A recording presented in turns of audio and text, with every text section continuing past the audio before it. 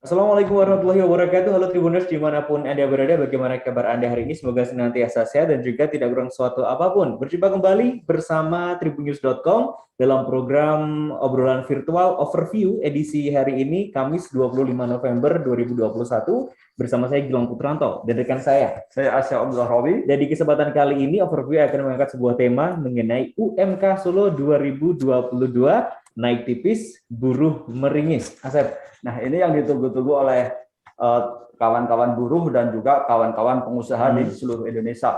Menteri Ketenagakerjaan Ida Fauziah sudah memutuskan kenaikan rata-rata secara nasional 1,09%.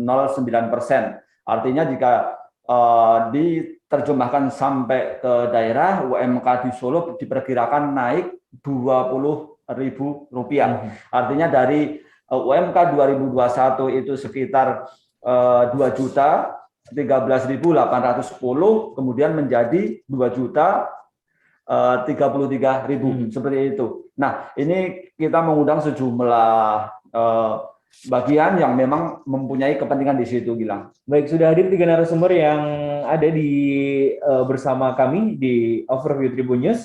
Yang pertama ada Ketua Serikat Pekerja Seluruh Indonesia KSPSI Solo, ada Pak Wahyu Rahadi. Pak Wahyu, ya, selamat sore Tribun News dan viewer Tribun News yang berbahagia. Baik, terima kasih Pak Wahyu sudah bergabung. Kemudian yang kedua ada Wakil Ketua Apindo Solo bidang ketenagakerjaan dan pengupahan, Pak Bengawan Tejo Handoyo. Selamat sore Pak Bengawan, Assalamualaikum. Waalaikumsalam warahmatullahi wabarakatuh. Sehat Pak ya? Cerah ini. Alhamdulillah. Ya, luar biasa. Ya. Terima kasih. Terima kasih Mas Gilang, Mas Asep, dan saya menyapa seluruh Tribuners. Ya. Baik, terima kasih Pak Bengawan. Dan nanti juga akan bergabung bersama kami di tengah acara ada pengamat ekonomi dari Universitas 11 Maret Solo, ada Ibu Retno Tanding. Baik, untuk Anda Tribuners yang ingin menyaksikan acara ini, Anda boleh mengungkapkan pendapat Anda maupun menyampaikan pertanyaan melalui kolom komentar baik di YouTube maupun Facebook di tribunnews.com dan juga Tribun Solo. Ya, saya ke KSPSI terlebih dahulu. Saya ke Pak Wahyu. Pak Wahyu, ini kan UMK Solo sudah diteken, ini naiknya sekitar Rp22.000 ya. Ini katanya sih tidak sesuai harapan. Harapannya seenggaknya 2,2 juta, tapi hanya 2.033.000. Ini pendapatnya seperti apa ini? Ya, oke, terima kasih Mas Asep dan Mas.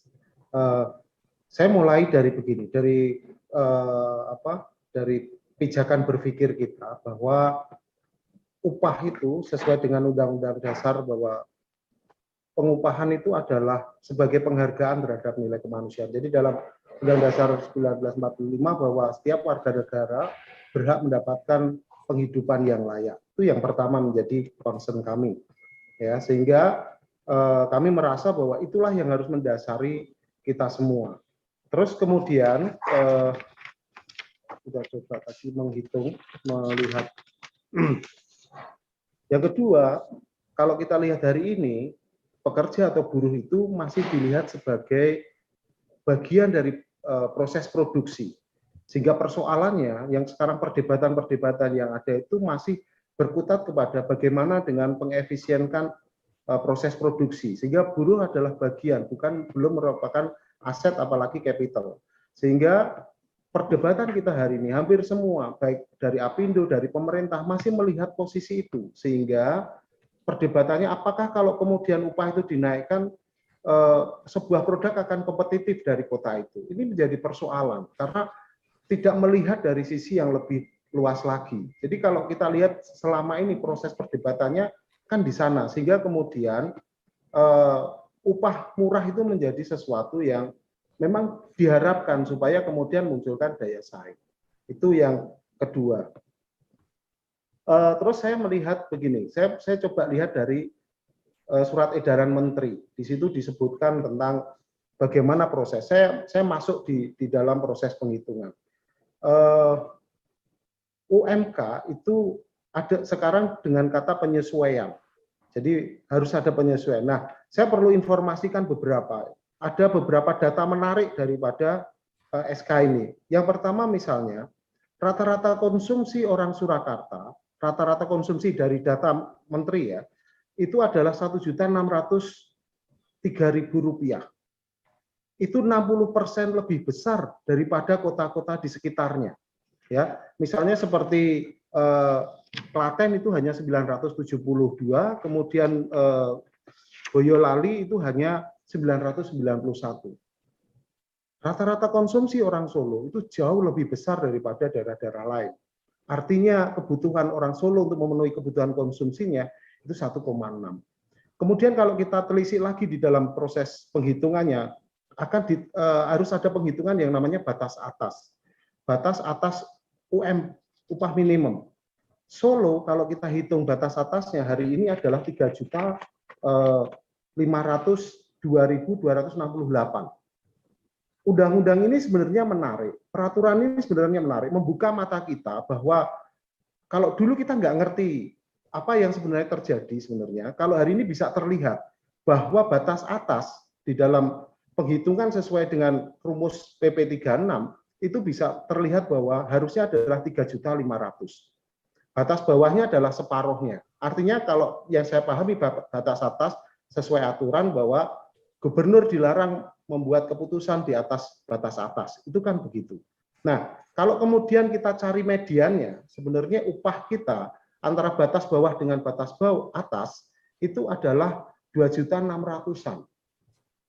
Hari ini kalau kita bisa lihat dari data itu, upah orang Solo hanya Rp2.035.000 yang kemarin disepakati, meskipun saya juga kemarin komplain dengan perwakilan saya, kenapa itu disepakati, perintah saya jelas untuk menolaknya, tapi karena ketidakpahaman tentang kata-kata kemudian dianggap meskipun ada di situ saran bahwa sebaiknya angkanya adalah 2,2 juta. Nah, kalau melihat dari data itu, Anda bisa bayangkan bahwa kalau upahnya nanti diketok 2.035, artinya kalau konsumsi rata-rata daripada orang Solo adalah 1,6, 80%, ya 80% pendapatan buruh Surakarta itu hanya terkuras untuk kebutuhan konsumsi saja. Bagaimana dengan kebutuhan sandang, kebutuhan papan mereka, kebutuhan pendidikan? Ini menjadi pertanyaan, gitu. Maka dari sini, dari data-data yang ada itu jelas sebenarnya pemerintah harus kemudian melihat secara holistik. Solo tidak bisa disamakan dengan daerah-daerah lain. Karena kenyataannya dari data BPS yang kami anggap, oke lah data BPS ini paling fair lah di antara semuanya. Menunjukkan bahwa orang Solo itu harusnya jauh lebih besar karena memang kebutuhan mereka lebih besar. Yang kedua, undang-undang ini menyatakan bahwa peraturan ini menyatakan bahwa ada penyesuaian. Ya, harusnya disesuaikan. Kalau disesuaikan itu paling tidak sama dengan, bukan turun. Kalau kita lihat hari ini, dari data yang disampaikan oleh kementerian, inflasi Solo Raya itu adalah 1,38. Baik. Yang dipakai hitungan adalah memang untuk Jawa Tengah 1,28, tapi saya spesifik ke Solo 1,38. Kalau kenaikannya hanya 1,07, sesungguhnya secara real upah buruh itu tidak naik, malah justru tergerus. Secara jumlah oke naik, tapi secara realnya apa yang bisa dibeli di tahun 2021 itu tidak akan bisa terbeli sama dengan tahun 2022. Nah, ini yang menjadi keprihatinan sebenarnya. Makanya kami mengajak siapapun untuk melihat ini lebih arif sebenarnya. Perdebatannya adalah realitasnya kebutuhan buruh di Surakarta itu jauh lebih besar daripada kota-kota di sekitarnya. Saya kira itu. Baik, terima kasih Pak Wahyu untuk awal terlebih dahulu. Kita lanjut ke Pak Bengawan. Mungkin langsung ditanggapin aja Pak Bengawan. Kebutuhan kawan-kawan buruh di Kota Solo itu tidak bisa disamakan dengan buruh di luar Kota Solo, artinya di kabupaten sekitarnya. Tadi sebaiknya 2,2 juta. Nah, ini pendapat dari Pak Bengawan seperti apa, Pak Bengawan? Ya, baik. Terima kasih. Assalamualaikum warahmatullahi wabarakatuh. Jadi tadi kita sudah menyimak apa yang disampaikan Mas Wahyu. Jadi kalau di sini sih saya tidak ingin berbantah-bantahan ya, tapi saya ingin mengajak untuk semuanya melihat bahwa kondisi saat ini 2 tahun terakhir ini kan dunia ya kita semua tidak hanya dunia industri ini kan terpukul dengan adanya COVID-19. Jadi kondisi ini memang kondisi yang abnormal ya, kondisi yang tidak pernah diprediksi sebelumnya. Tahun lalu memang kita gonjang-ganjing karena COVID, kemudian ternyata COVID masih berkepanjangan, bahkan sampai saat ini pun masih ada upaya-upaya bagaimana mengendalikan COVID. Ya, kita bersyukur bahwa akhir-akhir ini sudah agak membaik, ya, kondisi ekonomi sudah agak membaik. Tetapi ini belum pulih, gitu ya. Ini belum pulih. Jadi industri ini sama halnya seperti kena COVID. Jadi orang yang kena COVID, yang mungkin yang sudah pernah menderita COVID, maka recovery-nya juga perlu waktu. Nah, kita di industri ini kan juga perlu waktu. Kita tahu bahwa dampak COVID kemarin kan sudah meningkatkan angka pengangguran, ya, angka pengangguran meningkat. Nah, sehingga dengan adanya situasi sekarang, di mana menghadapi tahun 2022, ya, di mana akan ada penentuan upah sementara COVID juga belum tuntas dan industri juga masih berupaya untuk recovery, ya, dampak kemarin, dan ini kan tidak hanya terjadi di Indonesia saja, tetapi juga luar negeri juga terdampak, sehingga semua industri baik yang bergerak di sektor lokal maupun yang ekspor ini semua terdampak. Nah, hal ini tentu akan berpengaruh bagaimana kelanjutan usaha untuk di tahun 2022. Nah, upah ini memang menjadi satu hal yang krusial, ya, upah ini menjadi satu hal yang penting. Nah, saya hanya akan mengingatkan saja, selalu saya ingatkan dan saya tidak akan kesal-kesal untuk mengingatkan bahwa yang namanya upah minimum itu adalah jaring pengaman. Jadi jaring pengaman ini jelas di dalam ketentuan itu kan ada. Ini hanya berlaku bagi tenaga kerja yang di bawah 1 tahun, gitu ya. Nah, dan sekarang kita melihatnya karena ini selalu sudut pandangnya berbeda. Mas Wahyu melihatnya bahwa UMK itu adalah upah buruh, gitu ya. Tetapi yang kita lihat bahwa UMK ini adalah upah untuk tenaga kerja yang masa kerja di bawah 1 tahun. Nah, ini yang perlu dilihat, ini adalah jaring pengaman. Apakah cukup kalau tadi dikatakan seperti itu? Ya, lulusan SMK, lulusan SMA yang bekerja, kemudian mendapatkan upah besar tadi 2 juta sekian, nah ini cukup nggak, gitu ya? Nah, ini yang mesti dilihat. Nah, sementara kondisi yang saat ini sedang terjadi, kalau tadi melihat kota Solo ini adalah kota jasa. Kota Solo ini nggak ada industrinya sangat kecil. Itu adalah kota jasa dan kota UMKM. Ya, di Solo ini paling banyak UMKM. Nah, jadi tentu akan berbeda dengan industri-industri yang ada di sekitar kota Solo, ya, daerah-daerah di sekitaran kota Solo. Nah, faktanya kota Solo ini untuk hidup di kota Solo ini kan masih bisa dengan mendapatkan makan dengan murah, ya. Di Solo ini kan kita masih bisa makan dengan cost yang murah. Jadi kalau tadi dikatakan bahwa Solo harus lebih tinggi dari yang lain, ya saya pikir kalau kita melihatnya bahwa mereka saja belanjanya di Solo gimana, ya. Jadi Solo ini kan pasarnya juga pasar sentral, seperti pasar Legi itu pasar untuk pulaan, ya. Orang-orang yang tinggal di Karanganyar itu, warung-warung yang jualan di Karanganyar itu belanjanya di Solo, ya, pulaan di Solo dibawa ke Karanganyar dijual di sana, gitu. Nah, sehingga memang kondisi pasar di Solo ini kondisinya memang murah, gitu, ya. Jadi ini yang perlu kita lihat bersama kita, dan ini nyata di situ. Maka kalau saya pikir sih, kalau kita berbicara tentang UMK, ini adalah jaring pengaman. Kemudian kalau tadi Mas Wahyu mengatakan bekerja ini sebagai proses produksi, bukan juga sebagai aset. Nah, ini kembali. Sekarang pemerintah sedang berupaya bagaimana kompetensi. Ya, kita berbicaranya kan pada kompetensi, produktivitas. Bagaimana SDM atau tenaga kerja ini meningkatkan skill-nya, meningkatkan keterampilannya, ya, sehingga memiliki kompetensi. Nah, kalau sampai nanti sudah tercapai seperti itu, maka ini adalah satu hal yang akan membedakan, ya, menjadi pembeda. Makanya pemerintah sekarang menerapkan struktur skala upah. ya itu harus jalan. Maka memang ini bagaimana harus bisa dijalankan. Sekarang sudah banyak pelatihan-pelatihan upskilling, reskilling, kemudian ada program yang digelontorkan oleh pemerintah untuk Mas kemarin itu program yang untuk tenaga kerja yang terdampak gitu, PHK. Saya lupa. Pelatihan-pelatihan ini cukup banyak. Nah, ini adalah untuk meningkatkan keterampilan. Sehingga kalau orang memiliki keterampilan, memiliki kompetensi, diharapkan dia bisa berkontribusi di industrinya ini lebih baik gitu ya.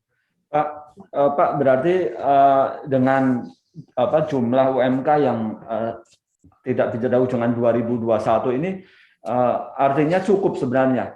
Tadi kalau Pak Wahyu menilai ini nggak cukup karena 80%-nya saja sudah habis untuk konsumsi, artinya tinggal 400.000 kalau untuk rumah tangga. Nah, ini mungkin singkat saja Pak Bengawan, sebenarnya cukup nggak nih kalau menurut pandangannya Pak Bengawan?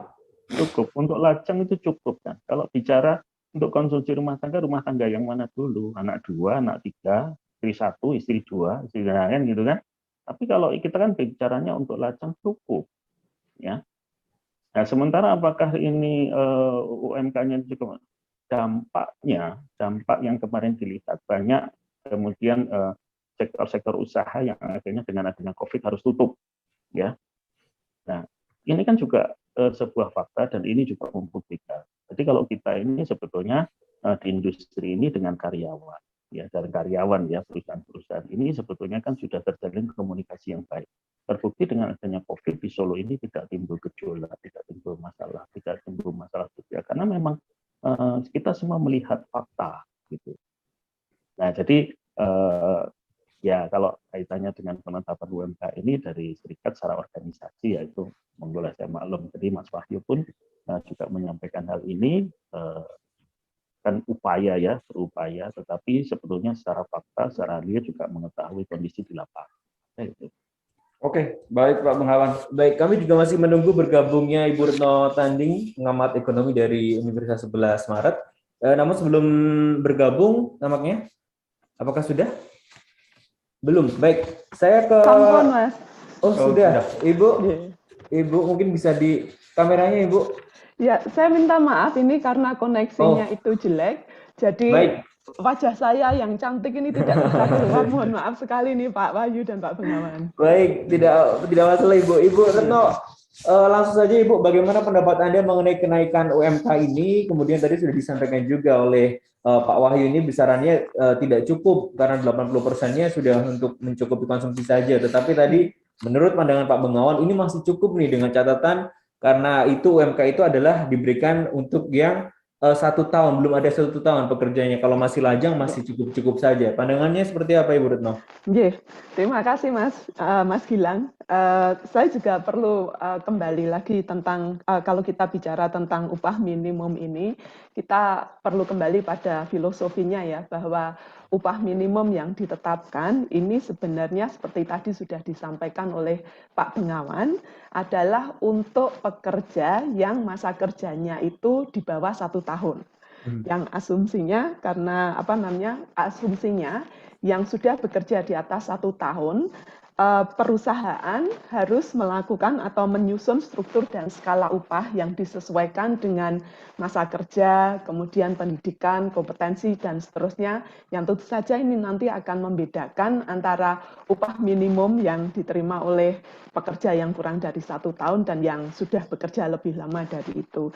Nah, berkaca pada bahwa upah minimum ini harus harus disesuaikan dengan kebutuhan dasar di mana perusahaan itu berada, di mana pekerja itu berada, diasumsikan ketika diputuskan tingkat upah minimum itu sudah memasukkan beberapa elemen-elemen, salah satunya kebutuhan konsumsinya, yaitu salah satu yang memang dimasukkan ke dalam komponen penghitungan upah minimumnya.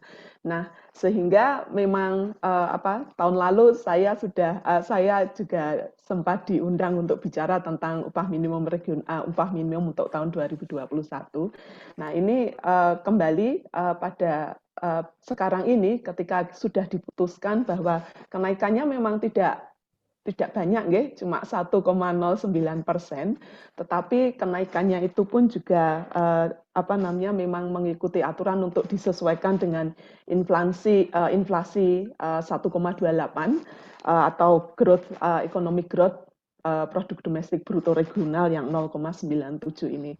Jadi kalau saya diminta untuk menyampaikan opini saya, yang perlu diperhatikan adalah bahwa upah minimum ini berlakunya untuk pekerja yang di bawah 1 tahun, sementara untuk yang di atas 1 tahun, perusahaan harus mengembangkan struktur dan skala upah disesuaikan dengan beberapa elemen seperti pendidikan, kompetensi, lama bekerja, sehingga artinya kalau juga ada aturannya, saya kira kalau perusahaan tidak melakukan itu akan terkena sanksi dari pemerintah. Begitu Mas Gilang. Baik, artinya besaran 1,09% ini memang sudah sesuai dengan aturan yang berlaku ya Bu Retno ya? Ya, kalau kita bicara tentang aturan, memang sudah mengikuti aturan ya Mas, meskipun juga saat ini seperti masih pada tahun lalu ketika diskusi tentang penerapan upah minimum, memang saat ini kita semuanya memang masih menghadapi situasi yang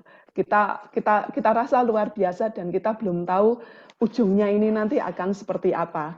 Dan bahkan pandemi ini yang kita hadapi, situasi luar biasa ini mempengaruhi tidak hanya pekerja, tapi juga pengusaha, di mana di awal-awalnya memang banyak sekali yang harus tutup, harus memperpelan proses operasi perusahaannya seperti itu. Jadi itu sementara opini dari saya, Mas. Baik, terima kasih Ibu Retno Tanding. Mungkin kita kembali ke Pak Wahyu. Pak Wahyu, mungkin tanggapannya langsung saja Pak Wahyu. Nah, tadi disebutkan upah segitu itu 2 juta lebih sedikit itu untuk pekerja yang di bawah 1 tahun. Nah, di atas 1 tahun nanti akan disesuaikan dengan beberapa hal, di antaranya kompetensi. Nah, kenyataan di lapangan seperti apa Pak Wahyu? Ya, terima kasih. Sekali lagi kalau kita lihat tadi bagaimana Pak Bengawan berbicara tentang upah, kemudian Bu Retno juga bicara tentang upah, sebenarnya tidak salah pandangan saya bahwa buruh masih menjadi bagian dari proses produksi. Karena retorika yang dibangun selalu banyak pengangguran dan sebagainya. Tapi itu kan tidak dilihat secara holistik. Kalau kita lihat bagaimana politik perburuhan, politik pengupahan di Indonesia juga harus lihat bagaimana kita seperti Palu di Jakarta, Surabaya tinggi, tiba-tiba di Solo yang kota semi metropolis. Ya, sekali lagi ini kota semi metropolis. Itu upahnya dibanding Jakarta hanya 40%. Itu yang sebenarnya kita bicara, mana letak keadilannya. Tapi semua akan bicara retorika bahwa kemudian ini kan soal produksi, bagaimana perusahaan nanti nggak kuat, masih banyak pengangguran dan sebagainya, itu retorik. Yang pertama saya ingin jawab, UMK hanya untuk bagi 1 tahun. Mau berani nggak kita lihat di lapangan? Realitasnya, banyak teman-teman yang hanya nerima upah. Saya tadi bicara tentang data yang dipakai. Saya tidak berasumsi, tapi saya memakai data. Data yang hari ini dikeluarkan oleh kementerian lewat BPS, yang kami harap data itu valid. Artinya di Solo ada angka yang sangat mengejutkan. Konsumsinya tidak bicara tentang ini buruh secara umum, tidak buruh lajang. Ada berapa banyak buruh lajang di Solo? Mungkin hanya 20%.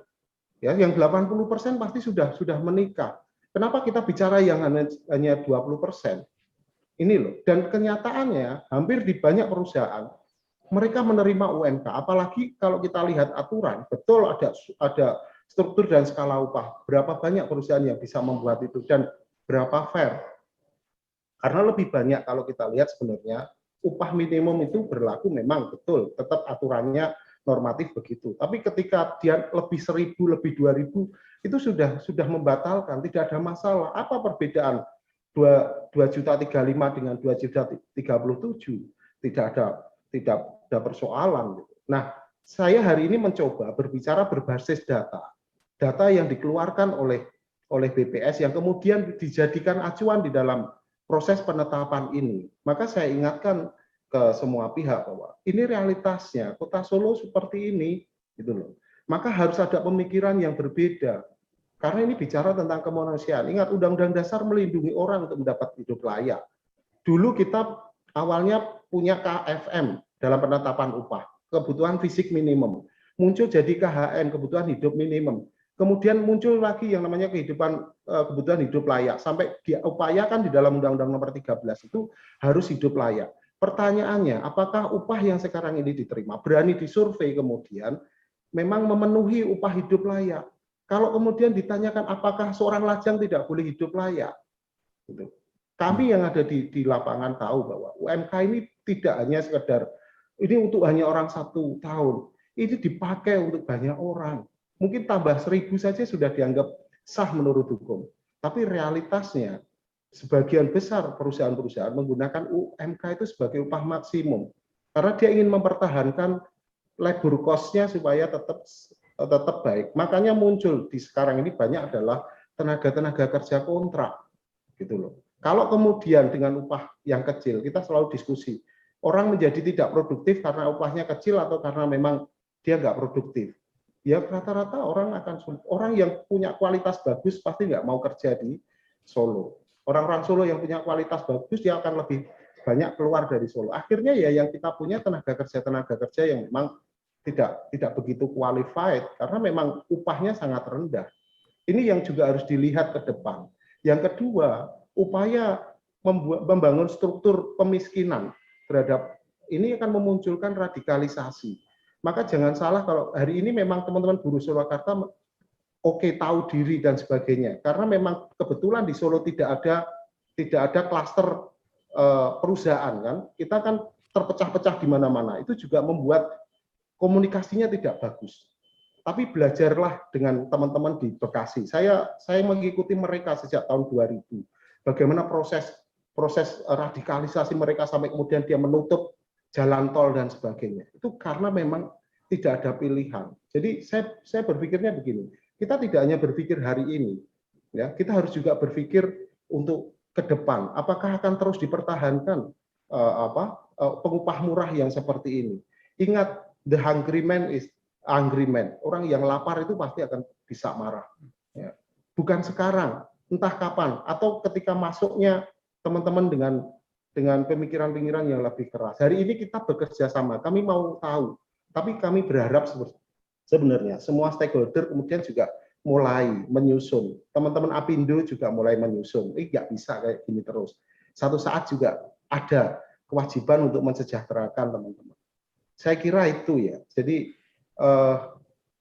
ini berbeda antara realita dengan apa yang dibayangkan. Jadi kami berangkat dari sana. Sekali lagi proses diskusi saya mencoba beranjak dari data yang kemudian muncul. Tadi dikatakan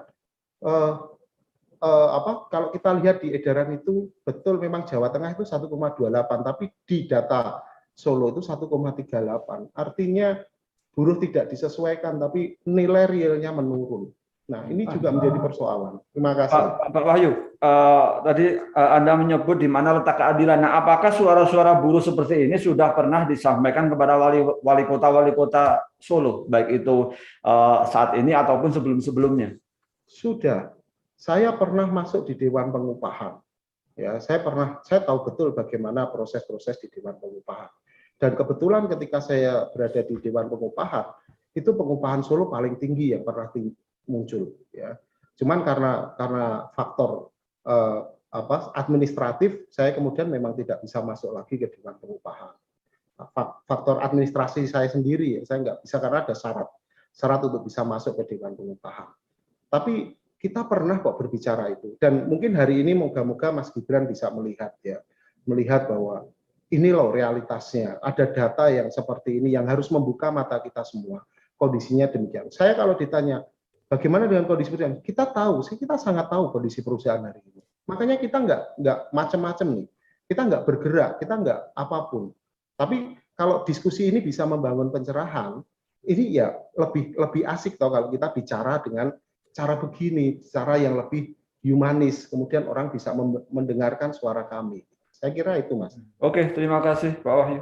Ya, saya ke Pak Bengawan. Pak Bengawan mungkin bisa ditanggapi tadi yang statement dari Pak Wahyu bahwasanya realitanya di lapangan ini tidak semua perusahaan yang ada di Solo ini menerapkan pengupahan secara berjenjang atau tadi disampaikan bahwasanya besaran UMK itu beberapa perusahaan justru membuatnya sebagai batas maksimal pengupahan seperti itu. Anda melihatnya seperti apa ini kondisi betulkah seperti itu, Pak Bengawan?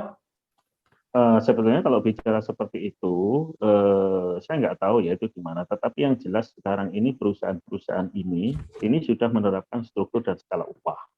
Ya.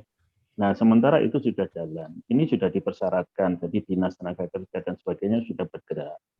Nah, memang kalau misalkan ada yang tidak jalan, mestinya ada sebuah mekanisme nih dari serikat itu justru bagaimana. Nah, kita kalau diskusi seperti ini, sebetulnya yang kita bicarakan bukan bagaimana berapa UMK-nya, tetapi mencari sebuah solusi.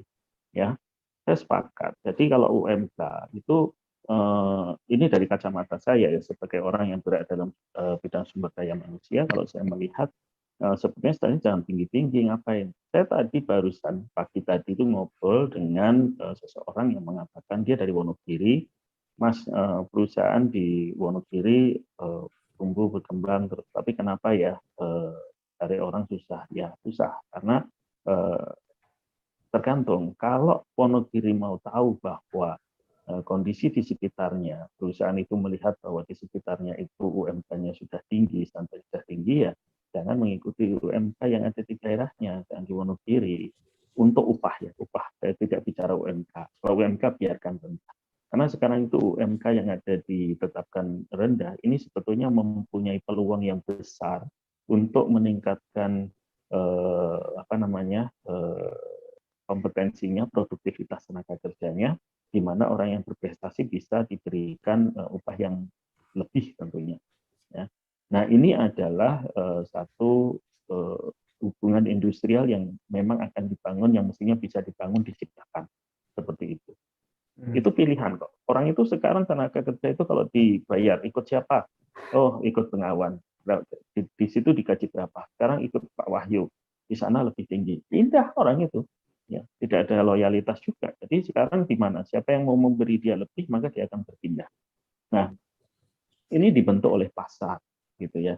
Jadi kalau misalkan di sini UMK di Solo, saya katakan UMK itu jangan terlalu tinggi, biarkan UMK ya, karena ini jaring pengamat. Tetapi kalau upahnya lebih dari UMK, itu saya oke, sepakat, gitu ya. Saya pikir seperti itu. Nah, sampai berapa itu bisa tinggi ya? Ini tawar menawar, kondisi pasar yang nanti akan menentukan. Ya sekarang semua kalau nggak ada barang, nggak ada tenaga kerja, maka dia pun akan bagaimana caranya untuk mendapatkan tenaga kerja.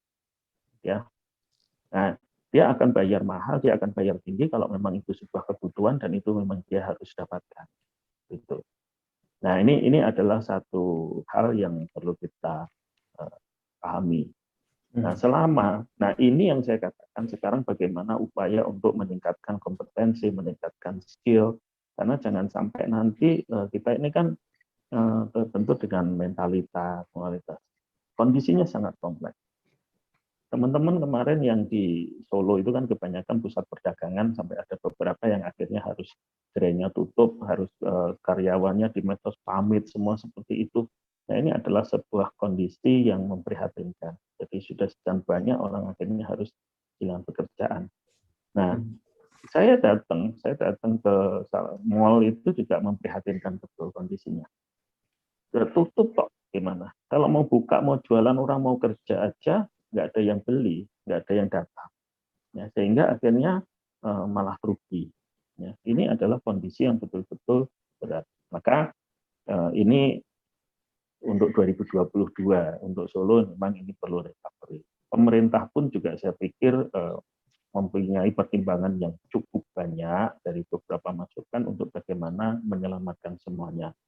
Saya kira gitu. Jadi saya pikir jangan Solo, saya cukup apresiasi dengan Mas Wahyu yang masih tetap kondusif, karena kalau tadi disampaikan radikalisasi seperti yang terjadi di Bekasi dan sebagainya, wah itu saya sebetulnya prihatin ya. Mosok sih kayak begitu.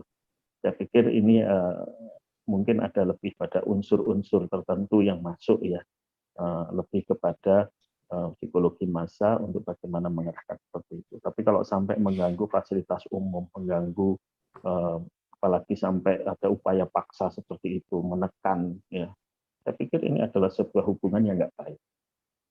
Saya kira itu. Baik. Baik Pak Bengawan, kalau dari Apindo sendiri terkait dengan UMK 2022 penetapannya kemarin itu, apakah langsung menerima atau juga ada sedikit penolakan? Karena kita ketahui beberapa Apindo dari berbagai daerah ada juga yang menolak. Kalau Solo seperti apa Pak Bengawan?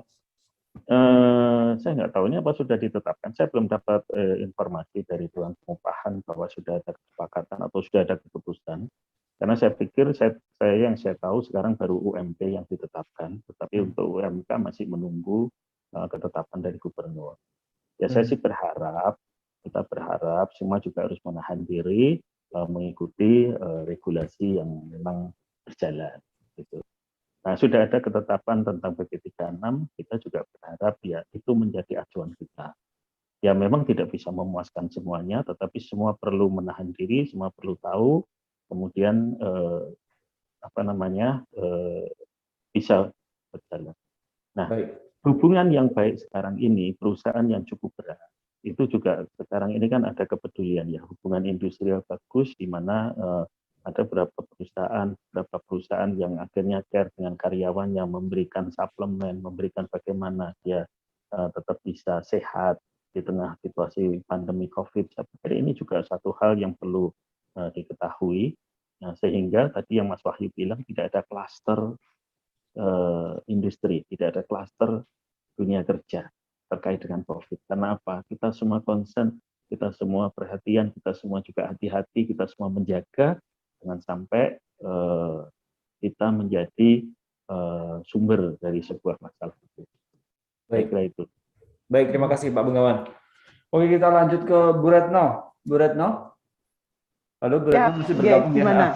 Bu Retno, kalau kita lihat, saya rangkum tadi kan ada sedikit kekecewaan ya dari buruh ya, naik hanya 20.000, artinya mereka memperkirakan bisalah naik 2,2 juta, tetapi hanya 20.000. Nah, kalau kita melihat juga perkembangan di Kota Solo ini kan cukup pesat dalam beberapa tahun terakhir gitu kan, kemudian itu juga berdampak kepada harga-harga juga.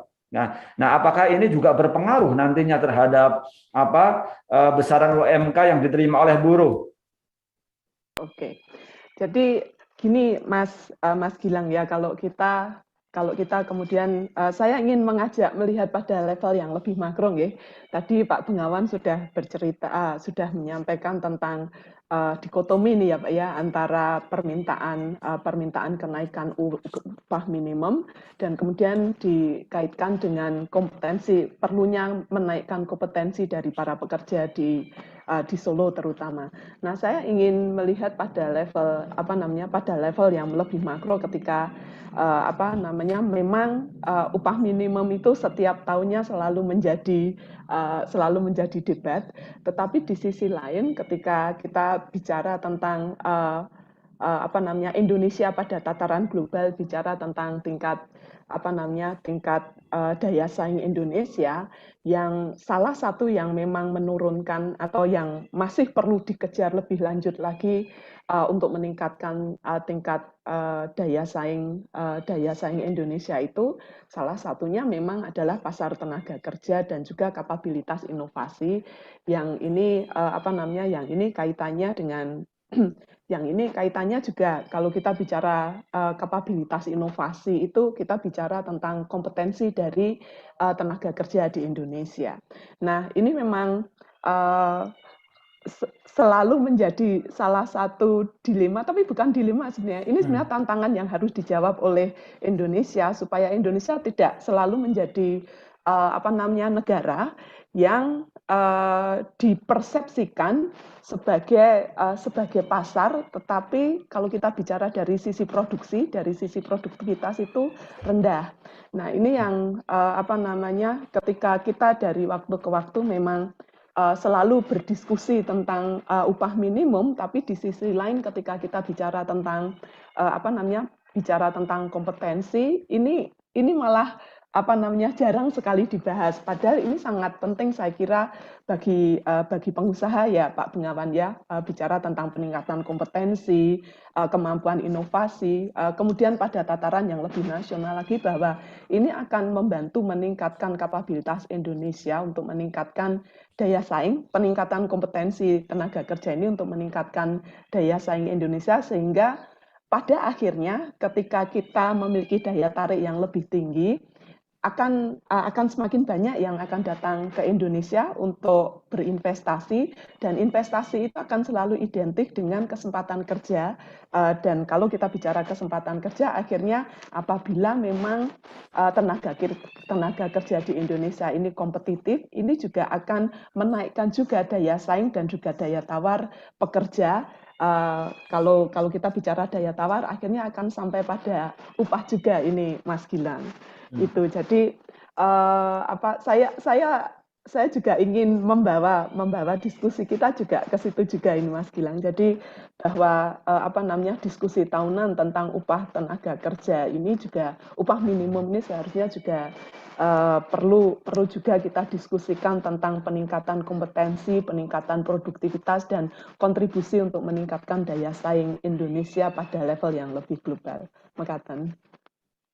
Tapi apakah kemudian dengan kemajuan sebuah kota secara pesat ini ke depan ini akan berpengaruh juga, Bu Retno, terhadap upah yang harus diterima oleh pekerja? Karena mengingat wilayah ketika itu sudah begitu maju, kemudian begitu besar, gedung di mana-mana, otomatis biaya hidup juga akan berubah. Nah, ini nanti akan berpengaruh nggak, Bu Retno? Oke, ini bicara biaya hidup ya, bukan gaya hidup ya, Mas ya. Jadi begini, memang tidak bisa dipungkiri ketika sebuah kota itu kemudian, sebuah daerah itu kemudian menjadi besar dan kemudian menjadi kota, akan muncul yang kita sebut sebagai inflasi, ya, karena naiknya permintaan itu kemudian padahal di sisi lain supply terhadap produk-produk itu relatif tetap, itu kemudian akan mendrive inflasi, naiknya harga barang-barang, dan itu kemudian memang kalau kita sampai pada inflasi, kalau terjadi inflasi tinggi, otomatis memang upah yang diterima oleh pekerja kemudian menjadi turun ininya, menjadi turun, daya belinya itu juga menurun. Tetapi kemudian tidak selalu seperti itu, tentu saja. Tidak selalu akan seperti itu bahwa semakin semakin besar satu kota maka perlu disesuaikan lebih detail lagi terkait dengan upah minimumnya. Kalau kita bicara tentang Jakarta, kita bicara tentang Semarang, kita bicara Surabaya, kita bicara Solo, tentu saja tingkat inflasinya dan juga juga bicara tentang biaya hidupnya pun juga memiliki tingkat yang berbeda-beda juga, sehingga kalaupun di dalam aturan sudah sampun wonten nggih bahwa untuk kenaikan upah minimum juga harus memperhitungkan tingkat inflasi. Jadi kalau untuk menjawab pertanyaan panjenengan bahwa kalau kota semakin besar memang perlu dipikirkan, saya setuju, tetapi tentu saja tingkat kenaikannya juga saya kira perlu disesuaikan juga dengan dengan biaya hidup yang sebenarnya di kota tersebut, bukan gaya hidupnya nih, Mas ya. Mekaten. Oke, terima kasih Bu Retno. Baik, saya ke Pak Wahyu. Pak Wahyu, mungkin ada suara atau mungkin apa yang Anda lihat sendiri di lapangan, bagaimana sebetulnya teman-teman pekerja, ini terutama di Kota Solo ini menyiasati dengan pendapatan yang didapat atau gaji yang didapat, yang Anda sebut tadi kurang atau 80% saja hanya untuk pangan seperti itu. Bagaimana dengan papan, bagaimana dengan sandangnya seperti itu? Anda melihatnya seperti apa? Mungkin bisa disampaikan. Ya, saya sebenarnya tertarik juga dengan Bu Retno, pandangan Bu Retno tentang jangan bicara tentang biaya hidup, tapi gaya hidup. Bu, kami itu merasakan betul dengan upah itu. Tahu betul rasanya muter duit 2 juta itu, tahu betul saya. Teman-teman saya banyak yang seperti itu, bagaimana dia harus gali lubang, tutup lubang. Bukan gaya hidup dengan 2 juta, Bu. Ya, hari ini kalau kita lihat, ya, realitas di lapangan, saya selalu nganter istri nih, Bu, kalau beli sesuatu di toko itu. Hari ini kan tidak hanya naik, Bu. Barang-barang kita itu sudah ganti harga. Minyak sekarang berapa? Nah, kalau kemudian basis berpikir upah itu apa, coba pertanyaannya. Dulu memang ada, kalau kita sebelum PP 78 muncul, itu ada 60 item yang disurvei. Kemudian muncul angka. Dan yang paling menarik adalah ketika survei itu, karena saya pernah ikut di sana, standarnya buruh dengan standarnya pengusaha itu beda. Kami kalau nganggep ya makan itu beli beras ya harganya yang 10.000, tapi pengusahanya yang 8.000 masih ada. Saya kadang-kadang nggak bisa paham. Loh, apakah standar hidup beliau itu masih mau pakai bayar makan dengan nasi yang 8.000? Saya kadang-kadang ketawa-ketawa. Tapi waktu itu saya sempat koreksi dengan beberapa waktu pertemuan dengan teman-teman ILO, saya bicara di sana, ya memang agak aneh. Tapi sekali lagi, Bu, realitasnya kami yang merasakan. Ya, jangan bicara karena banyak teman-teman juga yang masih nganunya. Dengan anak satu saja, ya kita harus bayar kontrakan, kita harus bayar ini agak sulit, Bu. Kalau nanti ada yang memang bisa kemudian, kalau dulu saya sampai berkelakar gini sama teman-teman. Dengan gaji upah yang ada itu profesor mana yang bisa jelasin supaya duit kami itu cukup untuk hidup 1 bulan. Sampai seperti itu, karena memang ya begitu sulitnya hidup kita itu. Teman-teman itu, saya nggak begitu sulit, Bu, maaf. Tapi kalau karena saya setiap hari bersama mereka, saya melihat memang ya sesusah itu dengan angka itu. Harus gali lubang, tutup lubang, utang sana, utang sini. Tadi kalau misalnya Mas Gunawan bilang bahwa pasar-pasar di Solo murah, iya Pak, betul. Tapi yang dibeli sama buruh bukan yang di pasar, Pak. Buruh nggak bisa kembali di pasar. Dia belinya di tukang belonjo. Itu jauh lebih mahal, Pak, daripada di pasar. Ya toh? Realitasnya begitu. Nah, inilah yang saya kira menjadi perhatian kita. Saya setuju dengan produktivitas. Saya paling sepakat. Saya setuju dengan kompetensi. Ya, bahkan di dalam jargon kami adalah serikat pekerja itu gagal ketika pabrik itu kemudian bangkrut. Kalau serikat pekerjanya pengen berhasil, dikatakan berhasil, ya pabriknya harus maju. Karena hanya pabrik maju yang kemudian bisa memberi kesejahteraan. Dan syaratnya adalah kompetensi dan produktivitas. Tapi ya seperti tadi, gara-gara upah kecil orang menjadi tidak produktif, atau gara-gara tidak produktif upah menjadi kecil, ini kan jadi perdebatan yang terus-menerus. Saya kira ini bisa menjadi satu diskusi yang menarik ya. Kalau kita bisa ketemu bareng-bareng kemudian mendiskusikan itu, saya kira Mas Bengawan ini juga cukup terbuka. Saya suka sekali sama beliau ketika berdiskusi, asik-asik gitu. Nah, makanya kemudian bisa membangun pencerahan di kita semua. Termasuk dari kalangan akademisi mencoba melihat dari sisi lain, artinya sisi di mana teman-teman buruh itu hidup, bagaimana memenuhi kebutuhan. Saya kira itu. Ya, kalau Pak Wahyu sendiri melihatnya seperti apa? Ini kan Solo bisa disebut juga mini metropolitan seperti itu ya. Kemudian ada kemajuan kota di situ. Sudah berpengaruh tidak ini kepada teman-teman pekerja ini mengenai naiknya biaya-biaya hidup di kota Solo? Sudah lama berpengaruh. Maka sekarang tadi dikatakan Mas Bengawan bahwa mal-mal sekarang sepi. Dari mana uang upah kita untuk makan aja sudah ngambil 80%, mau ke mal beli apa? Paling kalau kita ke mall itu hanya cuci mata, ya toh, melihat sesuatu seperti lagunya Iwan Fals dulu ya. Kita nggak bisa beli alat-alat itu lagi. Ya toh. Sampai kapan kita nggak bisa beli? Ya toh, teman-teman ke mall itu hanya refreshing, karena refreshingnya lihat di mall, jalan-jalan, lihat barang bagus, pulang nggak bisa beli. Makanya tutup, banyak yang tutup itu. Ya, terima kasih Pak Wahyu. Ya. Kita kembali ke Pak Bengawan, upah ini sebenarnya sudah naik ya, rata-rata nasional 1,09% gitu. Tetapi masih ada sebagian buruh yang merasa kurang gitu. Nah, sebenarnya kalau dari sisi pengusaha sendiri 20% misalnya ya kali berapa gitu, sebenarnya udah berat enggak sih?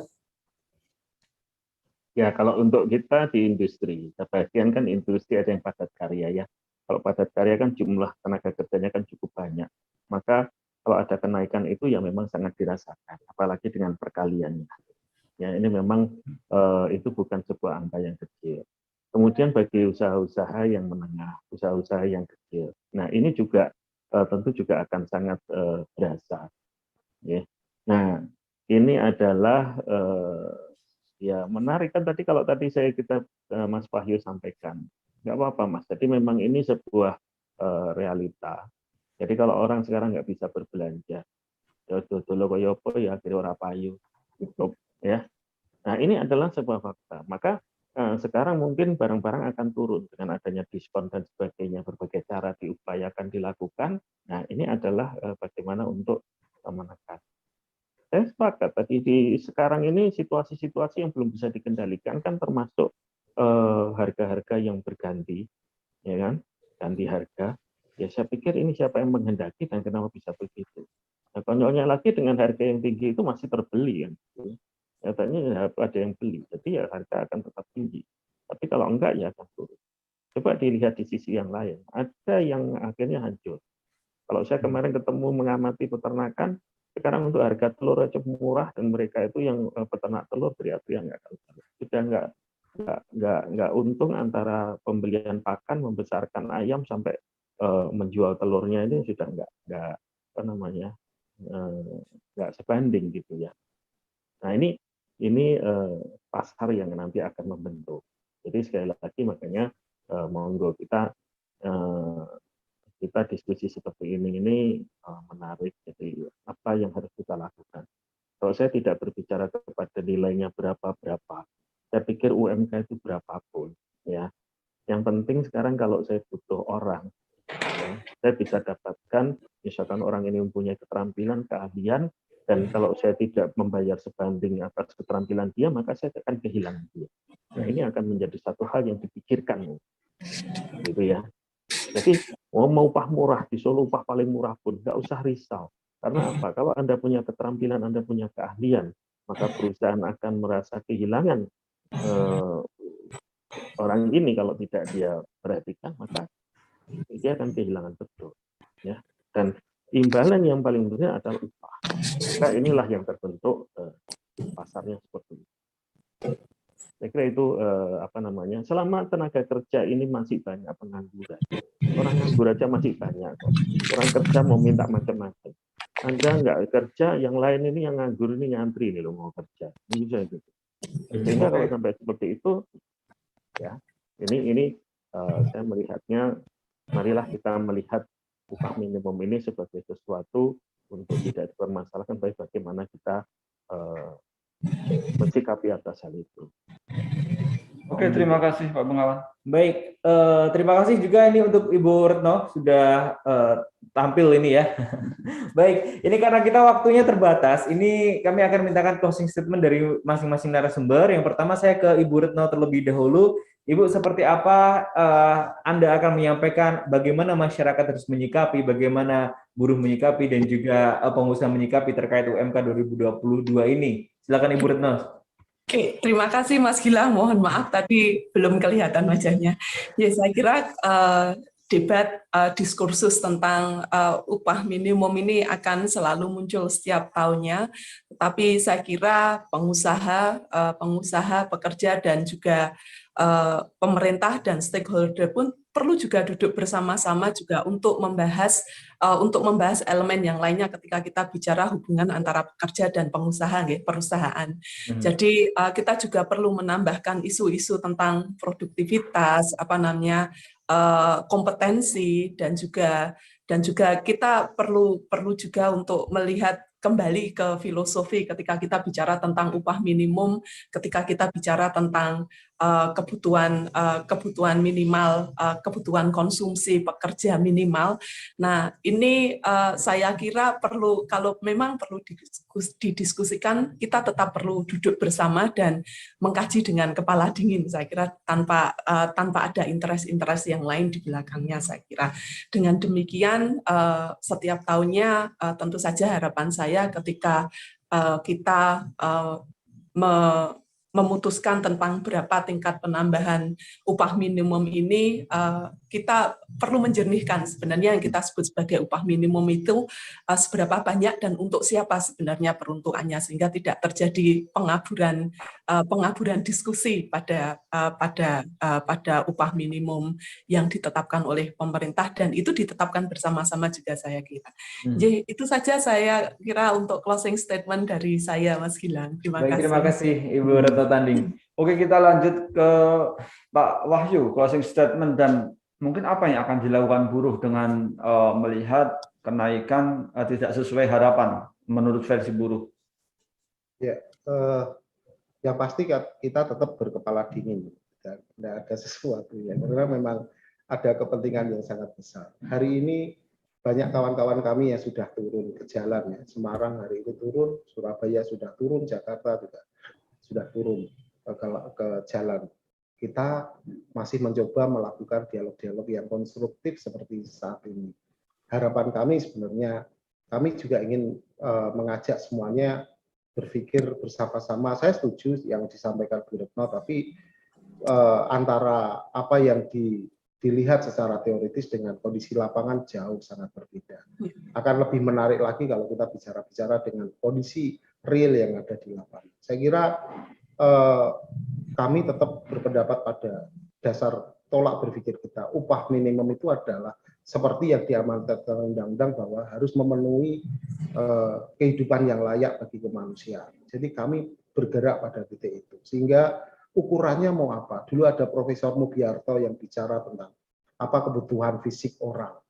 Sehingga hari ini sudah tidak terjadi lagi. Maka bagi kami yang penting hari ini adalah berbicara bagi kesejahteraan pekerja. Karena kami dari Serikat Pekerja tentu akan bicara tentang kepentingan pekerja. Dan saya kira Pak Gunawan sudah hafal betul itu. Kita akan selalu beropini di opini yang ada sisi yang sangat berbeda. Tapi pada titik tertentu kita juga akan ketemu dalam satu titik kesamaan. Karena kita ini dalam satu hubungan kerja yang sama. Dan saya masih tetap juga jadi buruh. Sehingga ya, tadi dikatakan Mas Gunawan, saya tahu betul. Ya, karena saya masih jadi seorang buruh sampai hari ini. Terima kasih itu saya kira. Oke, terima kasih closing statement-nya Pak Wahyu. Baik, yang terakhir dari Pak Bengawan untuk closing statement-nya, silakan Pak Bengawan. Baik, terima kasih. Terkait dengan UMK 2022, ini mohon kita semua bisa mengetahui, kita mensikapi bahwa dampak COVID ini kan selama 2 tahun ini memang luar biasa, ya, termasuk terhadap dunia usaha. Perlambatan usaha ini juga perlu menjadi perhatian untuk bagaimana UMK ini ditetapkan. Nah, saya pesan ke teman-teman yang ada di serikat, teman-teman buruh, bahwa saya senang Mas Wahyu menyampaikan bahwa masih tetap berpikir dengan jernih, tetap dingin, karena satu hal, kalau UMK tinggi, itu struktur dan skala upah tidak akan jalan, karena patokannya UMK. Maka kalau UMK ini dipatok taruh kata menurut mereka rendah, saya pikir ada upaya karena kita harus menerapkan struktur dan skala upah.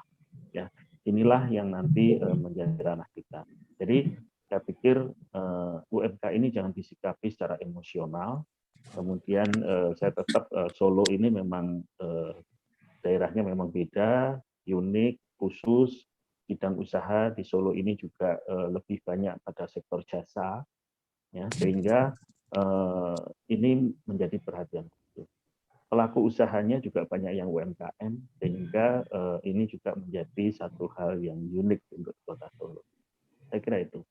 Baik, terima kasih banyak Pak Bengawan Tejo, Wakil Ketua Pindo Solo bidang ketenagakerjaan dan pengupahan. Terima kasih juga untuk Pak Wahyu, terima kasih Ibu Retno Tanding, terima kasih atas waktu dan juga penjelasan yang disampaikan. Baik, terima kasih. Dan itu tadi Tribuners perbincangan menarik dalam program Overview edisi hari ini Kamis 25 November 2021. Jangan lupa untuk selalu ikuti program Overview setiap hari Kamis pukul 16 waktu Indonesia Barat, hanya di YouTube tribunnews.com dan juga Tribun Solo Official. Saatnya saya Gilang Putranto, Saya Asyaf Rawi. pamit dari Overview edisi kali ini. Terima kasih atas perhatian Anda. Selamat sore. Wassalamualaikum warahmatullahi wabarakatuh. Terima kasih sudah nonton. Jangan lupa like, subscribe, dan share ya.